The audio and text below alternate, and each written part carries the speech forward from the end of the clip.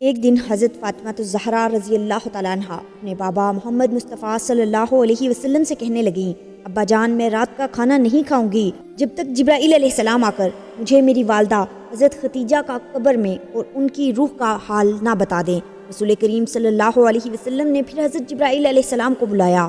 حضرت جبرائیل حاضر ہوئے، لیکن حضرت جبرائیل نے بسم اللہ الرحمن الرحیم السلام علیکم۔ محترم ناظرین، تمام تعریفیں اللہ تبارک و تعالیٰ کے لیے جو بڑا مہربان نہایت رحم کرنے والا ہے۔ کروڑہ درود آقائے دو جہاں نبی مہربان محمد مصطفیٰ صلی اللہ علیہ وسلم پر، آپ کی آل و اولاد پر، آپ کے تمام اصحاب پر اللہ تعالیٰ مغفرت فرمائے، آپ کی، میری اور ساری امت کے مسلمانوں کی۔ محترم ناظرین، آپ کا نام حضرت خدیجہ تھا۔ سلسلہ نسب کچھ اس طرح ہے: خدیجہ بنت خویلد بن اسد بن عبد العزا بن قصا بن کلاب۔ آپ رضی اللہ تعالی عنہ کا نسب چوتھی پشت میں آپ صلی اللہ علیہ وسلم کے ساتھ مل جاتا ہے۔ آپ کا تعلق قبیلہ قریش کی شاخ بنو اسد سے تھا۔ بنو اسد اپنی شرافت، ایمانداری اور کاروباری معاملات کی وجہ سے لوگوں کی نگاہ میں قابل عزت و احترام تھے۔ آپ رضی اللہ تعالی عنہ بچپن ہی سے نہایت نیک تھیں اور مزاجن شریف الطبع خاتون تھی۔ مکارم اخلاق کا پیکر جمیل تھیں۔ رحم دلی، غریب پروری اور سخاوت آپ کی امتیازی خصوصیات تھیں۔ یہاں تک کہ زمانہ جاہلیت میں آپ طاہرہ یعنی پاک دامن کے لقب سے مشہور تھیں۔ مالدار گھرانے میں پرورش پانے کی وجہ سے دولت و ثروت بھی خوب تھا۔ علاوہ ازیں حسن صورت اور حسن سیرت میں بھی اپنی ہم عصر خواتین میں ممتاز تھیں۔ پہلی شادی ابو حالہ بن نباش تمیمی سے ہوئی۔ ابو حالہ کے انتقال کے بعد دوسری شادی عتیق بن عائد مخزومی سے ہوئی۔ کچھ عرصے بعد وہ بھی چل بسے تو دنیاوی معاملات سے دل برداشتہ ہو کر زیادہ وقت حرم میں گزارتی، جس کے باعث آپ کے مزاج مبارک میں تقدس و شرافت مزید بڑھ گئی۔ قریش کے نامور صاحب ثروت سرداروں نے آپ رضی اللہ تعالیٰ عنہ کو پیغام نکاح بھجوایا، لیکن سیدہ خدیجہ رضی اللہ تعالیٰ عنہ نے سب کو یکسر انکار کر دیا۔ آپ کے والد محترم خویلد بن اسد اعلیٰ درجے کے تاجر تھے۔ جب بڑھاپے کی دہلیز تک پہنچے تو انہوں نے اپنا سارا کاروبار اپنی بیٹی حضرت خدیجہ کے سپرد کر دیا۔ 30 سال کی عمر میں آپ رضی اللہ تعالیٰ عنہ تجارت سے وابستہ ہوئیں، جس کی وجہ سے آپ رضی اللہ تعالیٰ عنہ حجاز مقدس میں سب سے زیادہ مالدار خاتون شمار کی جاتی تھی۔ آپ رضی اللہ تعالیٰ عنہ کی تجارت کا سامان عرب سے باہر ملک شام اور یمن میں سال میں 2 دفعہ جاتا تھا۔ بعض محدثین نے لکھا ہے کہ اکیلا حضرت خدیجہ الکبریٰ رضی اللہ تعالیٰ عنہ کا سامان تجارت مکہ کے سارے تجارتی قافلوں کے سامان کے برابر ہوتا تھا۔ خاتون ہونے کی وجہ سے تجارتی معاملات میں سفر کرنا دشوار بلکہ ناممکن تھا، اس لیے کسی کو بطور نیابت سامان تجارت دے کر روانہ کرتی۔ آپ کے تجارتی نمائندوں کی 2 صورتیں ہوتی: یا وہ ملازم ہوتے، ان کی اجرت یا تنخواہ مقرر ہوتی جو انہیں دی جاتی، نفع و نقصان سے انہیں کوئی سروکار نہ ہوتا، یا نفع میں ان کا کوئی حصہ نصف، تہائی یا چوتھائی وغیرہ مقرر کر دیا جاتا۔ اگر نفع ہوتا تو وہ اپنا حصہ لے لیتے، جبکہ نقصان کی صورت میں ساری ذمہ داری حضرت سیدہ خدیجہ الکبریٰ رضی اللہ تعالیٰ عنہ پر ہوتی۔ تقریباً 10 سال تک معاملات یوں ہی چلتے رہے، یہاں تک کہ آپ رضی اللہ تعالیٰ عنہ کے کانوں میں حضور نبی کریم صلی اللہ علیہ وسلم کی ایمانت و صداقت کا چرچا پہنچا۔ آپ رضی اللہ تعالیٰ عنہ نے جناب نبی کریم صلی اللہ علیہ وسلم سے سامان تجارت لے کر ملک شام جانے کی درخواست کی، جسے حضور نبی کریم صلی اللہ علیہ وسلم نے قبول فرما لیا۔ اس دوران آپ رضی اللہ تعالیٰ عنہ نے اپنے غلام میسرہ کو خصوصی ہدایت کی کہ وہ آپ صلی اللہ علیہ وسلم کے کسی معاملے میں دخل اندازی نہ کرے۔ اس تجارتی سفر میں اللہ تعالیٰ نے بے حد برکت دی اور نفع پہلے سے بھی دگنا ہوا، کیونکہ میسرہ دوران سفر قریب سے آپ صلی اللہ علیہ وسلم کے حسن اخلاق، معصومانہ سیرت کا تجربہ اور معاملہ فہمی کا مشاہدہ کر چکا تھا، اس لیے اس نے برملا اس کا اظہار کرتے ہوئے ام المؤمنین سیدہ خدیجہ رضی اللہ تعالیٰ عنہ کو بتلایا کہ آپ صلی اللہ علیہ وسلم نہایت معاملہ فہم، تجربہ کار، خوش اخلاق،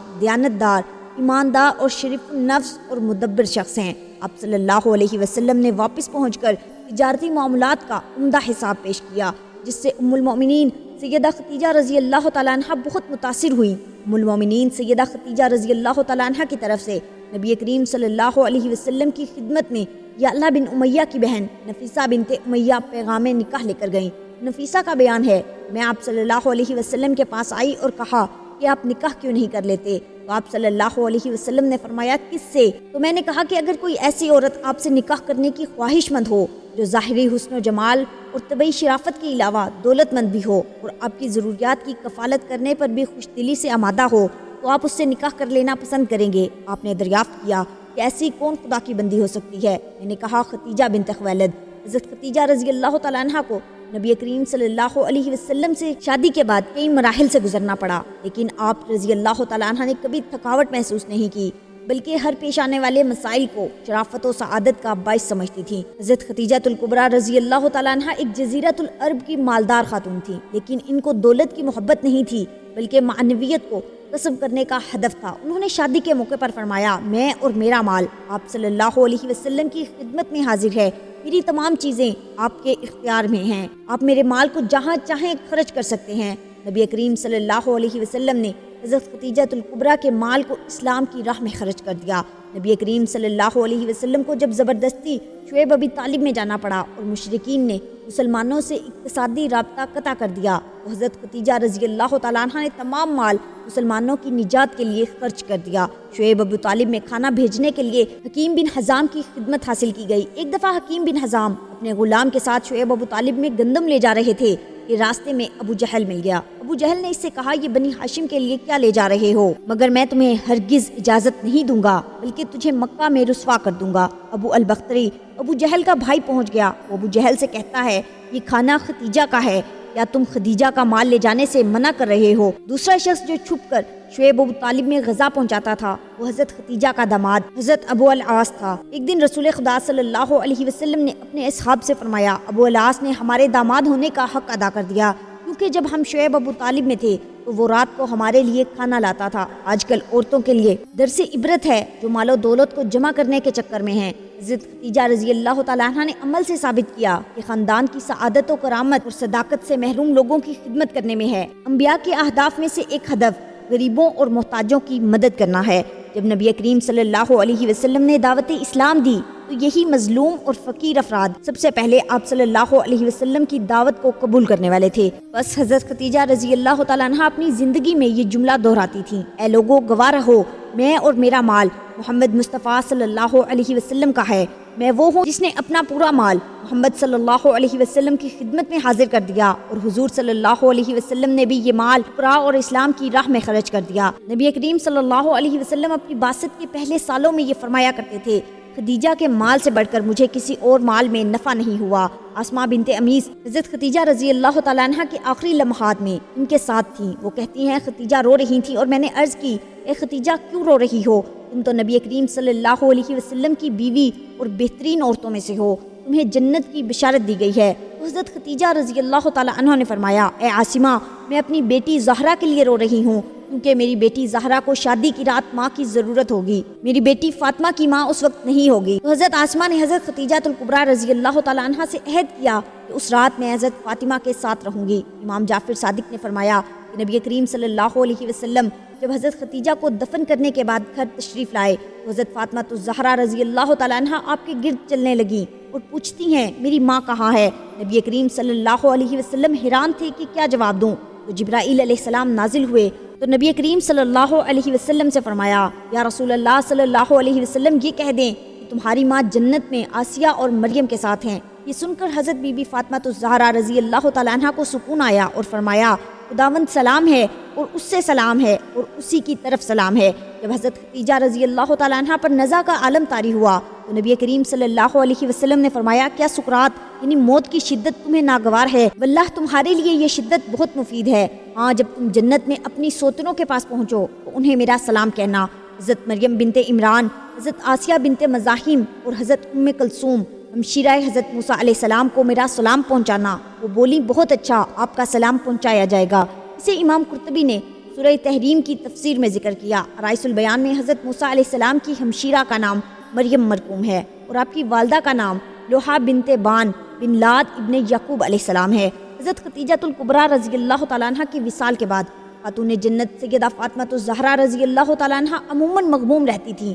ایک دن نبی کریم صلی اللہ علیہ وسلم کی خدمت میں آپ رضی اللہ تعالیٰ عنہ نے عرض کیا، ابا جان، مجھے کھانے پینے میں اس وقت تک کوئی فائدہ نہیں ہوگا جب تک آپ صلی اللہ علیہ وسلم مجھے حضرت جبرائیل علیہ السلام کے ذریعے مجھے میری والدہ ماجدہ حضرت خدیجہ الکبریٰ رضی اللہ تعالیٰ عنہ کی برزخی کیفیت کو واضح نہیں فرماتے۔ چنانچہ نبی کریم صلی اللہ علیہ وسلم نے حضرت جبرائیل علیہ السلام سے احوال معلوم کیے۔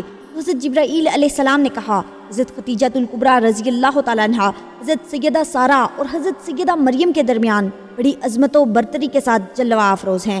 ام المؤمنین سیدہ عائشہ صدیقہ رضی اللہ تعالیٰ عنہ فرماتی ہیں حضور نبی کریم صلی اللہ علیہ وسلم ام المؤمنین سیدہ خدیجہ الکبریٰ رضی اللہ تعالیٰ عنہ کا بکثرت تذکرہ فرمایا کرتے تھے اور ان کے مدارج کی ترقی کے لیے دعائیں فرمایا کرتے۔ ایک دن سیدہ خدیجہ الکبریٰ رضی اللہ تعالیٰ عنہ کا ذکر فرما رہے تھے تو میں نے عرض کیا آپ کو اس ضعیفہ سے بہتر خاتون اللہ تعالیٰ نے عطا فرما دی ہے۔ یہ سنتے ہی آپ نے ناپسندیدگی کا اظہار فرمایا جس کے باعث مجھے بہت ندامت ہوئی۔ میں نے معافی طلب کی اور عرض کیا آپ صلی اللہ علیہ وسلم اپنی ناراضگی دور فرمائیے، آئندہ کبھی ذکر خیر کے سوا آپ کی خدمت میں کوئی اور بات نہیں کروں گی۔ تو آپ صلی اللہ علیہ وسلم نے میری معذرت پر اظہار فرماتے ہوئے کہا کہ وہ تو اس وقت ایمان سے سرفراز ہوئیں جب کفار مکہ مجھے ایذائیں دے رہے تھے۔ انہوں نے مجھے ان نازک ترین لمحات میں پناہ دی جب مشرکین میری جان کے در پہ تھے۔ انہوں نے میری ایسے زمانے میں تصدیق کی جب اہل مکہ میری تکذیب کر رہے تھے۔ حضرت سیدہ خدیجہ الکبریٰ رضی اللہ تعالیٰ عنہ کے لیے دعائیں فرماتے ہوئے کبھی نہ اکتاتے۔ امہات المومنین میں آپ بلحاظ فضل و شرف ممتاز ہیں۔ چنانچہ شب معراج میں آپ جنت کی سیر فرما رہے تھے تو اس میں ایک عظیم محل دیکھا جو حد نظر تک وسیع و کشادہ ہے۔ اس میں ایسی اشیاء رکھی گئی تھی جو نہ کسی آنکھ نے دیکھی نہ کانوں نے سنی اور نہ ہی کوئی انسان اپنے دل میں تصور و خیال لا سکتا ہے۔ آپ صلی اللہ علیہ وسلم نے دریافت فرمایا یہ کس کا محل ہے؟ آواز آئی یہ حضرت خدیجہ الکبریٰ رضی اللہ تعالیٰ عنہ کا محل ہے۔ آپ نے فرمایا میں انہیں ہدیہ پیش کرتا ہوں کہ اللہ تعالیٰ نے مال دنیا کے بدلے جنت میں محل عطا فرمایا۔ امام طبری علیہ رحمہ زہری اور قتادہ سے مروی ہے کہ عورتوں میں سب سے پہلے سیدہ خدیجہ الکبریٰ رضی اللہ تعالیٰ عنہ ایمان لائی۔ نبی کریم صلی اللہ علیہ وسلم نے ماہ رمضان المبارک میں پیر کے دن اپنی بعثت کا اعلان فرمایا۔ حضرت سیدہ خدیجہ الکبریٰ رضی اللہ تعالیٰ عنہ نے اسی روز بھی آپ کی نبوت و رسالت کی تصدیق کی اور ایمان کا شرف پایا۔ نبی کریم صلی اللہ علیہ وسلم کا ماہ رمضان مبارک میں معمول تھا کہ غار حرا میں جا کر عبادت میں مصروف رہتے۔ جب مہینہ گزر جاتا تو آپ مکہ مکرمہ تشریف لے آتے۔ گھر میں جانے سے قبل بیت اللہ شریف کا 7 بار طواف کرتے۔ جس سال آپ مبعوث ہوئے اور اعلان نبوت اور رسالت کا فرمان جاری ہوا اس وقت آپ غار حرا میں جلوہ افروز تھے۔ حضرت جبرائیل علیہ السلام اللہ تبارک و تعالیٰ کے حکم سے آپ کی خدمت میں وحی لے کر حاضر ہوئے۔ حضور سید عالم صلی اللہ علیہ وسلم نے فرمایا جنت میں افضل ترین عورتوں میں حضرت خدیجہ الکبریٰ رضی اللہ تعالیٰ عنہ، حضرت فاطمہ الزہرا رضی اللہ تعالیٰ عنہ، حضرت مریم بنت عمران رضی اللہ تعالیٰ عنہ، حضرت آسیہ بنت مزاحم رضی اللہ تعالیٰ عنہ ہیں۔ حضرت خدیجہ الکبریٰ رضی اللہ تعالیٰ عنہ نے ہجرت سے 3 سال قبل مکہ مکرمہ میں وصال فرمایا۔ جنت معلیٰ مقام ہجون میں آپ کا مزار مبارک ہے۔ آپ نے 65 سال عمر پائی۔ آپ کی قبر شریف میں حضور سید عالم صلی اللہ علیہ وسلم اترے۔ اس وقت تک نماز جنازہ فرض نہیں تھی۔ بعض بیان کرتے ہیں کہ ابو طالب کی وفات کے 3 دن بعد سیدہ خدیجہ الکبریٰ رضی اللہ تعالیٰ عنہ نے وصال فرمایا۔ ان کے وصال کے بعد قریش آپ کو زیادہ تکالیف پہنچانے لگے۔ امام طبری کا بیان ہے کہ حضور سید عالم صلی اللہ علیہ وسلم کی تمام اولاد سوائے حضرت ابراہیم علیہ السلام کے حضرت خدیجہ الکبریٰ رضی اللہ تعالیٰ عنہ سے ہے۔ مناقب فاطمہ رضی اللہ تعالیٰ عنہ میں ہے کہ حضرت ابراہیم بن محمد ماریہ قبطیہ سے پیدا ہوئے۔ نبی کریم صلی اللہ علیہ وسلم سے پہلے حضرت سیدہ خدیجہ الکبریٰ رضی اللہ تعالیٰ عنہ کے 2 نکاح ہوئے تھے۔ پہلا عتیق بن عائد بن عبداللہ سے ہوا اور دوسرا ابو حالہ سے۔ علامہ قرطبی رحمۃ اللہ علیہ نے سورہ احزاب کی تفسیر میں بیان کیا ہے کہ ان کا نام زرارہ تھا۔ ان کے ہاں ایک لڑکا پیدا ہوا اور اس نے اسلام کا شرف پایا۔ چنانچہ وہ کہا کرتے تھے کہ میں والدین بہن بھائیوں کی نسبت میں سب سے افضل ہوں۔ میرے باپ رسول کریم صلی اللہ علیہ وسلم ہیں، میری والدہ خدیجہ الکبریٰ رضی اللہ تعالیٰ عنہ ہیں اور میرے بھائی قاسم اور میری ہمشیرہ فاطمہ الزہرا رضی اللہ تعالیٰ عنہ ہیں۔ بس بصرہ میں ان کا انتقال ہوا۔ جنازے میں لوگوں کا بے پناہ ہجوم تھا اس لیے کہ وہ رسول کریم صلی اللہ علیہ وسلم کے ربیب ہیں۔ بعض نے کہا کہ آپ جنگ جمل میں شہادت سے سرفراز ہوئے۔ ایک مرتبہ سیدہ خدیجہ الکبریٰ رضی اللہ تعالیٰ عنہ سے نبی کریم صلی اللہ علیہ وسلم سے عرض گزار ہوئیں یا رسول اللہ صلی اللہ علیہ وسلم جب حضرت جبرائیل علیہ السلام آپ کی خدمت میں حاضر ہوں تو مجھے بھی دکھائیے گا۔ چنانچہ جب حضرت جبرائیل علیہ السلام حاضر ہوئے تو سید عالم صلی اللہ علیہ وسلم نے فرمایا خدیجہ ادھر آؤ اور میری دائیں ران کے قریب بیٹھ کر دیکھ لیجئے۔ چنانچہ انہوں نے ایسا ہی کیا۔ آپ نے دریافت کیا کیا تم جبرائیل کو دیکھ رہی ہو؟ عرض کیا ہاں۔ پھر آپ نے کہا بائیں طرف دیکھو اور پھر سامنے کی طرف دکھایا۔ حضرت خدیجہ الکبریٰ رضی اللہ تعالیٰ عنہ نے حضرت جبرائیل علیہ السلام کو دیکھتے ہی عرض کیا یا رسول اللہ صلی اللہ علیہ وسلم یہ واقعی جبرائیل ہیں، شیطان ایسی صورت نہیں اختیار کر سکتا۔ پھر سیدہ خدیجہ الکبریٰ رضی اللہ تعالیٰ عنہ نے لباس تبدیل کیا اور اپنے چچا زاد بھائی ورقہ بن نوفل کے پاس گئیں۔ ان سے آپ کی تمام کیفیات بیان کی۔ وہ بولے خدائے قدوس کی قسم جس کے قبضہ قدرت میں میری جان ہے، باخدا اگر تم ان باتوں میں سچی ہو تو سمجھ لو یہ وہی ناموس اکبر آئے تھے جو حضرت موسیٰ علیہ السلام کے پاس آیا کرتے تھے۔ پھر ورقہ بن نوفل آپ صلی اللہ علیہ وسلم کی خدمت میں حاضر ہوئے اور آپ کے سر اقدس کو چوم لیا۔ حضرت عائشہ رضی اللہ تعالیٰ عنہ سے مروی ہے کہ ایک دن رسول کریم صلی اللہ علیہ وسلم حضرت سیدہ خدیجہ کا ذکر فرما رہے تھے۔ میں نے کہا، اللہ کے نبی، آپ اکثر اس بوڑھی بیوی کا ذکر کیوں کرتے ہیں؟ اللہ پاک نے اس سے بہتر بیوی آپ کو نوازی ہے۔ حضرت عائشہ فرماتی ہیں، جب میں نے یہ بات کہی تو نبی کریم صلی اللہ علیہ وسلم کا چہرہ انور سرخ ہو گیا۔ مجھے علم ہو گیا کہ آپ کو میری بات اچھی نہیں لگی۔ پھر حضرت عائشہ رضی اللہ تعالیٰ عنہ نے فرمایا، اے اللہ کے نبی صلی اللہ علیہ وسلم، آپ ناراض کیوں ہو رہے ہیں؟ مجھ سے غلطی ہو گئی، میں آج کے بعد ایسی بات نہیں کروں گی۔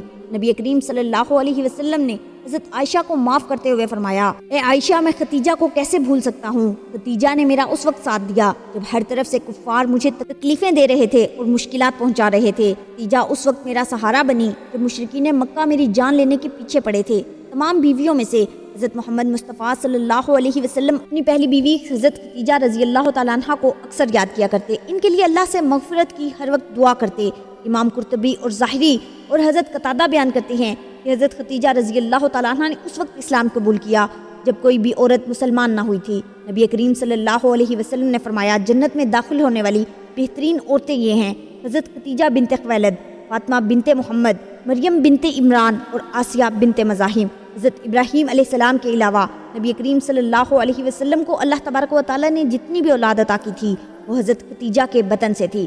حضرت ختیجہ کے وصال کے بعد قریش کے لوگوں نے نبی کریم صلی اللہ علیہ وسلم پر بہت مظالم کیے۔ سورہ تحریم کی تفسیر میں اس طرح بیان کیا ہے کہ حضرت ختیجہ کے وصال پانے کے بعد حضرت سیدہ فاطمہ اکثر اداس رہا کرتی۔ ایک دفعہ حضرت سیدہ فاطمہ الزہرا رضی اللہ تعالیٰ عنہ نے نبی کریم صلی اللہ علیہ وسلم سے کہا، ابا جان، آپ حضرت جبرائیل علیہ السلام سے میری والدہ کے بارے میں پوچھئے۔ ابا جان، مجھے کھانا پینا اس وقت اچھا نہیں لگے گا جب تک جبرائیل علیہ السلام مجھے میری والدہ کے بارے میں نہ بتا دیں۔ میں یہ جاننا چاہتی ہوں کہ وفات کے بعد وہ کس حال میں ہیں۔ نبی کریم صلی اللہ علیہ وسلم نے حضرت جبرائیل علیہ السلام سے حضرت سیدہ خدیجہ الکبریٰ کے بارے میں پوچھا۔ حضرت جبرائیل نے عرض کی، یا رسول اللہ صلی اللہ علیہ وسلم، آپ اپنی پیاری بیٹی حضرت فاطمہ سے فرما دیں کہ حضرت سیدہ خدیجہ الکبریٰ رضی اللہ تعالیٰ عنہ حضرت سیدہ سارہ اور حضرت سیدہ مریم کے ساتھ ہیں، جنت میں بڑی شان و شوکت کے ساتھ رہ رہی ہیں۔ جب اللہ تبارک و تعالیٰ نے حضرت محمد مصطفیٰ صلی اللہ علیہ وسلم کو شب معراج کی سیر کروائی تو نبی کریم صلی اللہ علیہ وسلم نے ایک بہت ہی خوبصورت محل دیکھا جس میں بہت ہی خوبصورت اور پیاری پیاری چیزیں تھیں جو کبھی کسی نے نہ دیکھی نہ سنی ہوں گی،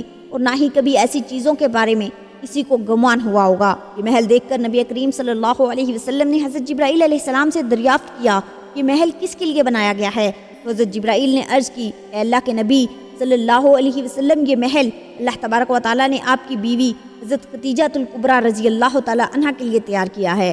حضرت جبرائیل کی یہ بات سن کر نبی کریم صلی اللہ علیہ وسلم نے فرمایا، میں اللہ کا لاکھ شکر ادا کرتا ہوں کہ اللہ تعالیٰ نے خدیجہ کو دنیا کی مال و دولت خرچ کرنے کے بدلے میں جنت میں اعلیٰ محل اور مقام عطا فرمایا ہے۔ اس بات میں کوئی شک نہیں کہ حضرت خدیجہ کی زندگی عورتوں کے لیے بہترین نمونہ ہے۔ نبی کریم صلی اللہ علیہ وسلم نے فرمایا، تمہاری اتباع و اقتداء کے لیے 4 عورتیں ہی کافی ہیں: مریم بنت عمران، خدیجہ بنت خویلد، فاطمہ بنت محمد اور فرعون کی بیوی حضرت آسیہ رضی اللہ تعالیٰ عنہ۔ حضرت سیدہ خدیجہ رضی اللہ تعالیٰ عنہ وہ خاتون ہیں جن کو اللہ تبارک و تعالیٰ نے سلام بھیجا اور جنت میں عالی محل کی بشارت دی۔ قرآن کریم میں سب سے پہلے آپ کو ام المؤمنین کے لقب سے نوازا گیا۔ حضرت سیدہ خدیجہ الکبریٰ رضی اللہ تعالیٰ عنہ نے ہی سب سے پہلے نبی کریم صلی اللہ علیہ وسلم کی نبوت کی تصدیق کی۔ ام المؤمنین حضرت سیدہ خدیجہ رضی اللہ تعالیٰ عنہ کا جب وصال ہوا اس وقت حضرت سیدہ فاطمہ الزہرا رضی اللہ تعالیٰ عنہ کم سن تھیں۔ حضور نبی کریم صلی اللہ علیہ وسلم نے